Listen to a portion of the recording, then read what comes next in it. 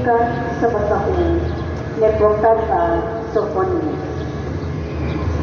Pangitaan ninyo ang Ginoo. Kamong tanang mapaubsanon o nagmasimugtanon sa iyang mga sugod. Buhata ang mataro o pagpamaubsanon basit pagmahilikay kamo inigabot sa adlaw sa kasuko sa Ginoo. Ibilin ko dito ang usa ka katawhan nga mapaubsan. Mudangot sila kanako sa pagpakitabang kadtong nahibilin sa Israel, dili na magbuhat sa dautan ni mamakakpang. Pasigsibon nila ang ilang kahalupan o mamahulay sila na wala na'y angay kahadlukan. Ang pulong sa Ginoo.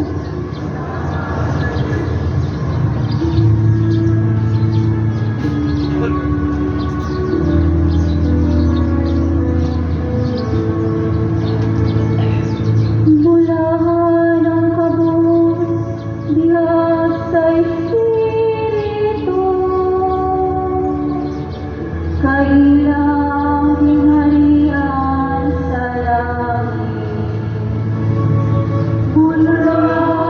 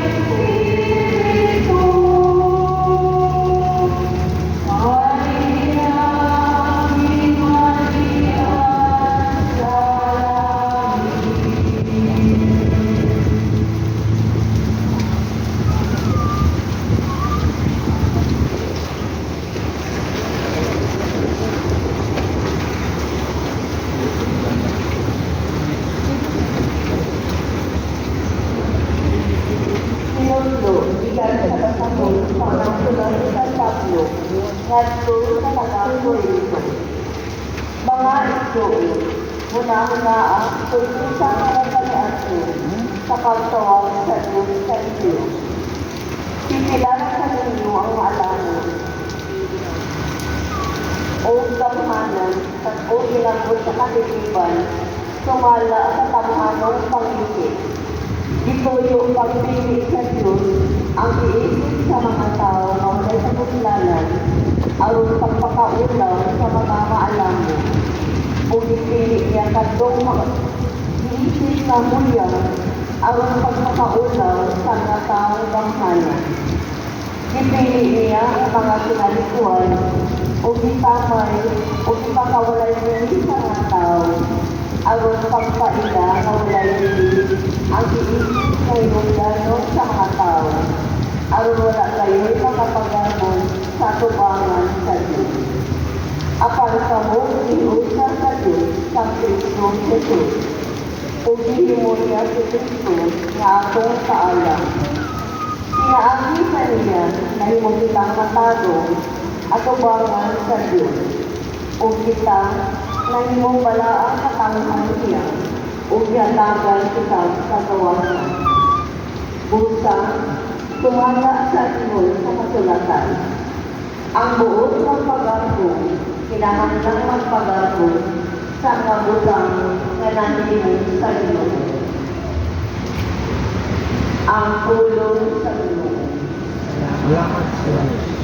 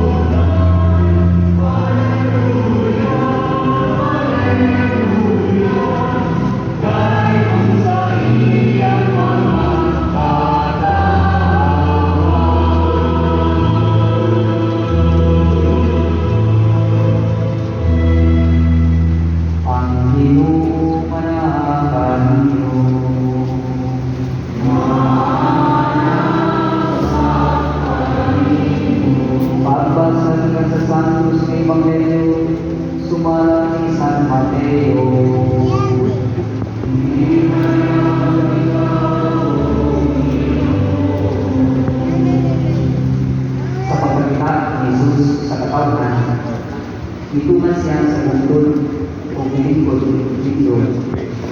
Kuya, narinig niya ang iyang mga tingnan o tuluan niya sila ining musunod. Pulahan ang ilang na sila kahus sa mga taong espirituhanon kay ilan ang nagkainan sa langit. Pulahan ang nagsubo kay ipayon sila sa Diyos. Pulahan ang mapausanon kay makadawat sila sa gisaad niya. Pulahan ang nagtinguha sa pagtuman sa kabubuton sa Diyos kay tagbawon niya sila. Bulahan ang maluluyon kay kaluyan siya sa Diyos. Bulahan ang putli o kasing-kasing kay makakita sila sa Diyos. Bulahan ang nanikamot o managdait ang katawhan kay isipon sila sa Diyos nga iyang mga anak. Bulahan ang gilutos tungod sa ilang pagsunod sa kabubuton sa Diyos kay ilang ang ingharian sa langit. Bulahan kamo kung gibugal-bugalan o daog-daogon sa mga tao o butang-butangan sa tanang matang sa karutan tungod kanako. Paglipay o pagmaya kamo kay dako ang ganti nga gitagana kaninyo dito sa langit.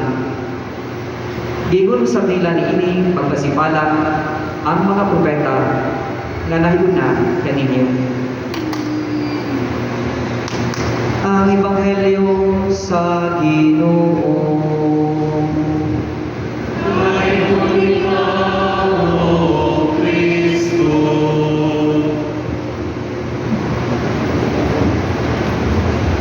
Mga pagsulado ng Kristo, mayong buntag ng tanan.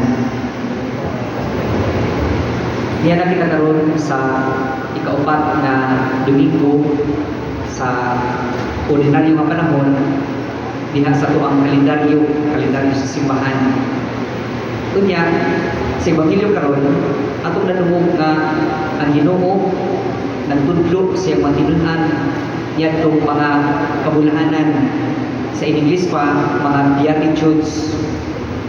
Unya matingala ta tungod kay ang giisip sa Ginoo nga kabulahanan lahi man kaayo kaysa atoa nga giisip nga kabulahanan.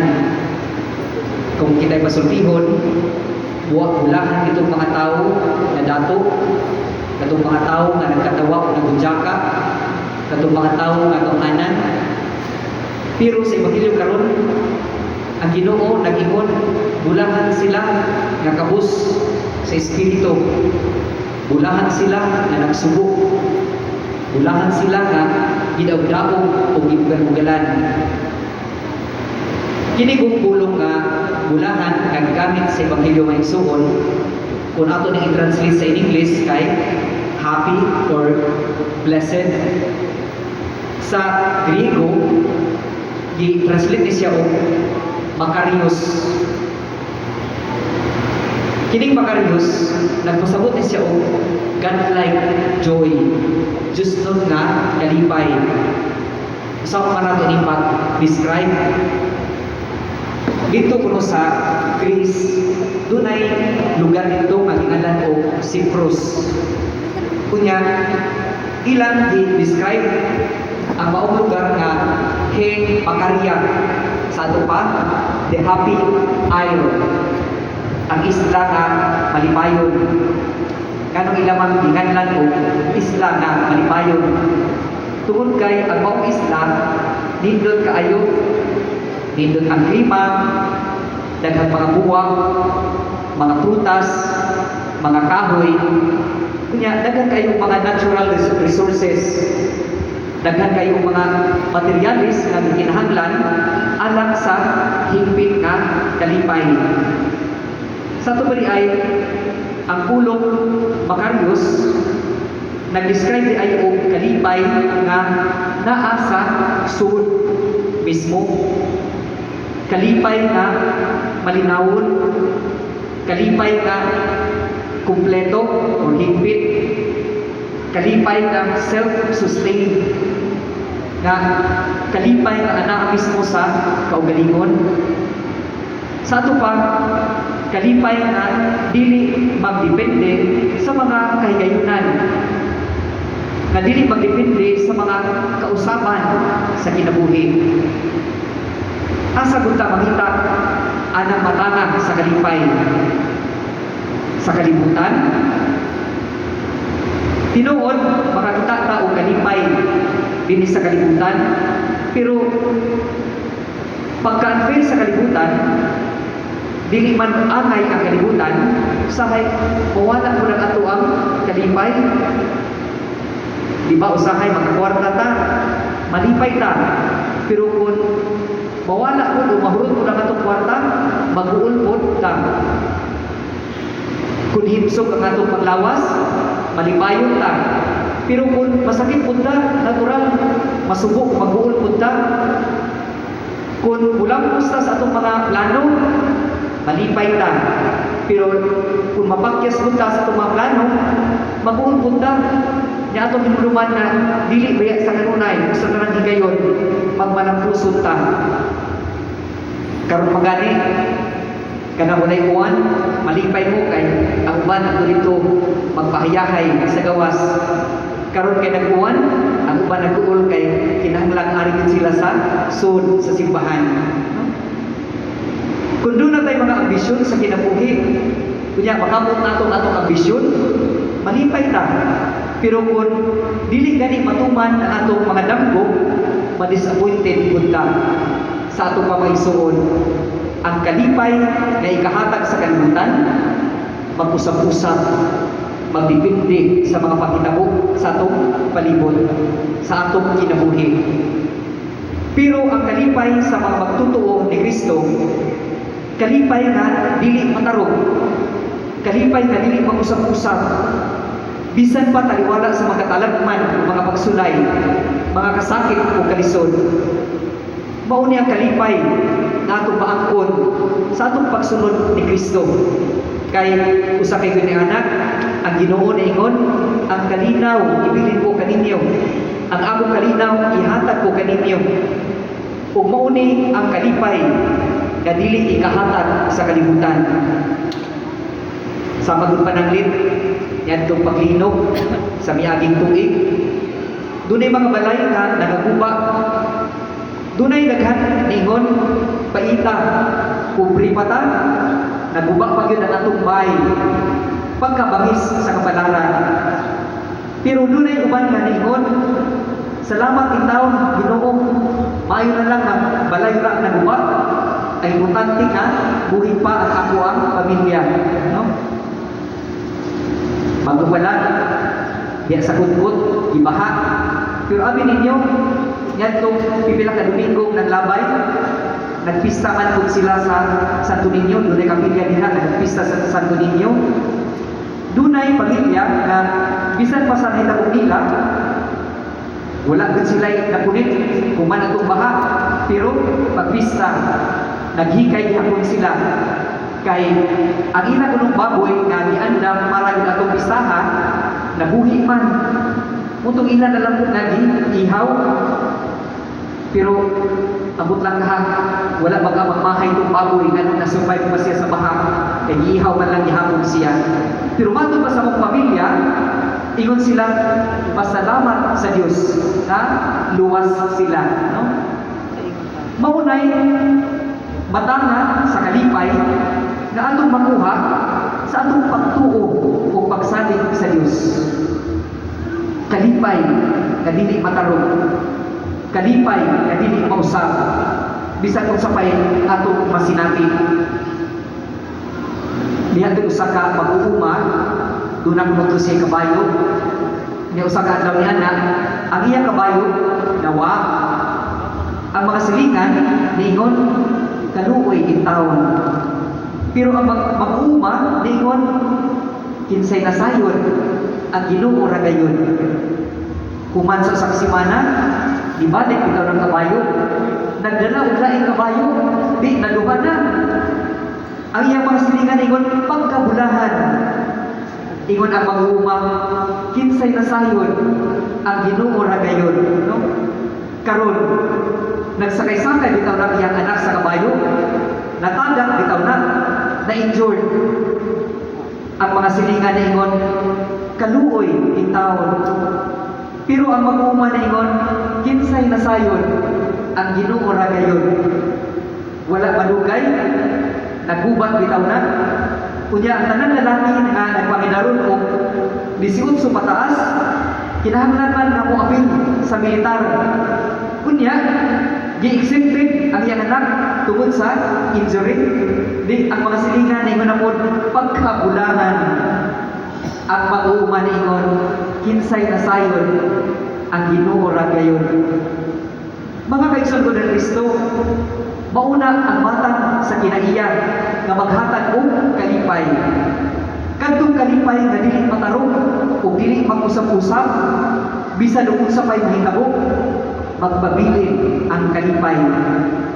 O unsa man kadtong matang sa kinaiya kadto, ha?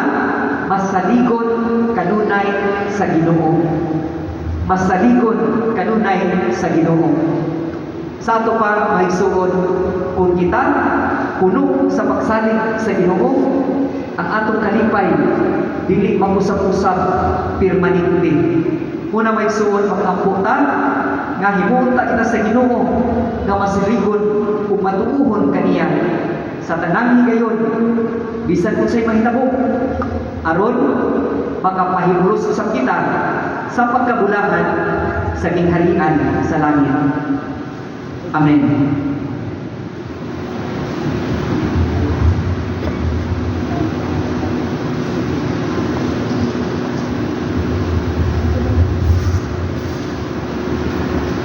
Palihog maninggo.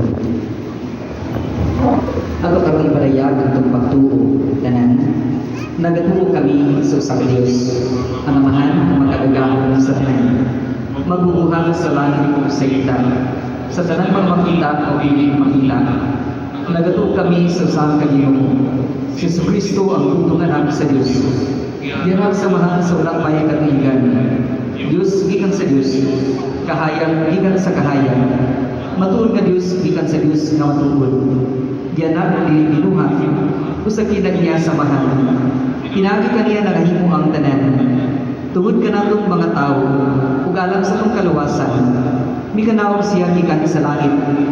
Sa lalang sa Espiritu Santo, nahimo siyang mahilawas, gikan ni Maria nga gulay, ug nahimong tao.